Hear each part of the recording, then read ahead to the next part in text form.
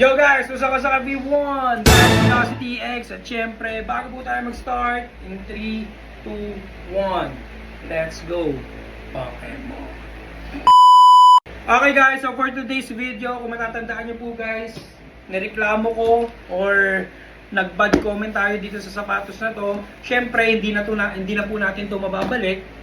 For today's video mga Lodi Cakes, itatry po natin siya kung maganda ba sa ating mga paa kahit ang pangit ng sapatos na to. Pero in reality, maganda talaga sana siya. Kaya nga lang, yung yari na itong binigay sa akin ng shop na to, itong shop na to is napakapangit. Kung mapapansin nyo guys, baka sabihin nyo ba't di naman ako nakafollow.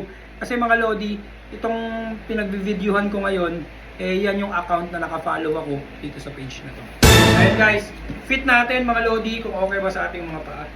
Yan. So, bakit ako nagreklamo dito? Baka magulat kayo, bigla na lang nagreklamo. So, yung video mga Lodi, nandiyan sa comment section. Yung part 1 na ito. Yan, so, tingnan nyo na lang. Okay, so try natin mga Lodi Cakes. So, this is Kobe 6.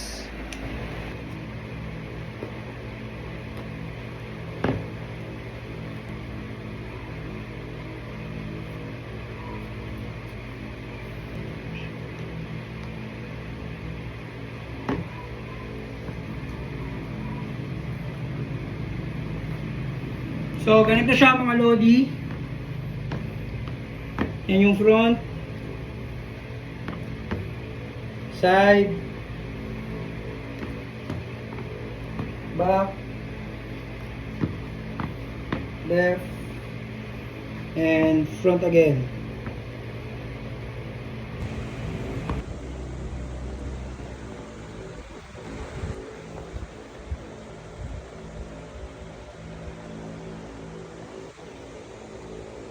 So ayun guys, na-fit na po natin guys yung Kobe 6 and Pearl. Yan, so ito siya.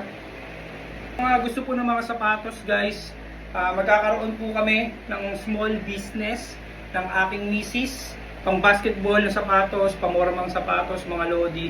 So abangan nyo po yan. High quality, napakaganda ng mga qualities. Pero makukuha nyo po siya sa murang halaga lamang.